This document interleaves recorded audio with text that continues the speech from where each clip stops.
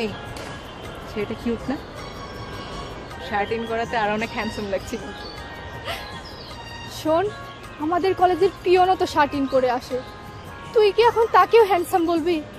Shirt in করা ছেলেরা বোঝে লাইফে ডিসিপ্লিন কি, আর ঠিকমতো বোতাম লাগাতে পারা মানে সে রেসপন্সিবল।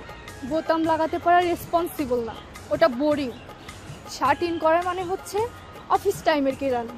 শার্ট ইন করা ছেলেরা লুজ, অলস, ওয়াশিং পাউডার ফিনিশ। শোন, শার্ট ইন করা মানে হচ্ছে গম বন্ধ করা জামার নিচে নিজের পার্সোনালিটিকে দাফন দেওয়া। শার্ট ইন করা ছেলেরা দিনে 4 বার আয়না দেখে, রাতে ঘুমায় ওই টাই পরে। তোর টেস্টই খারাপ। শার্ট ইন করা ছেলেরা থাকে স্টাইলিশ, স্মার্ট আর স্যাটেল। তোর চোখে সমস্যা হয়েছে, তুই ডাক্তার দেখা। শার্ট ইন ছাড়া মানে হচ্ছে সোয়াগ, অ্যাটিটিউড, রিয়েলিটি চেক। তুই চুপ কর। তোর সঙ্গে আমি এই ব্যাপারে আর একটা কথা বলতে চাই না, তুই যা। তুই একটা ফ্যাশন ফসিল।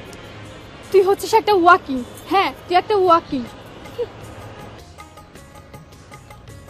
বন্ধু, মেয়েদের না টপ আর জিন্সে একটা আলাদা ভাইব দেয়। হাফাতা, স্নিকার, ব্যাকপ্যাক, পুরো এই যেন একটা নেটফ্লিক্স। আরে বেটা, বিয়ের পাত্রী দেখতে যা, দেখবি শাড়িতে মেয়েরা হচ্ছে জান্নাত। জান্নাত না ছাই, শাড়ি সামলাতে সামলাতেই তো এদের পা ভাঙে। শোন, শাড়ি হচ্ছে গ্রেস, রিয়েল বিউটি। আর টপ জিন্স এগুলো তো একটা ফাস্ট ফুড আইটেমের মতো, একটা ফ্যান্সি আইটেম। আর টপ আর জিন্স মানে হচ্ছে আধুনিকতা, স্মার্টনেস, এগিয়ে চলা।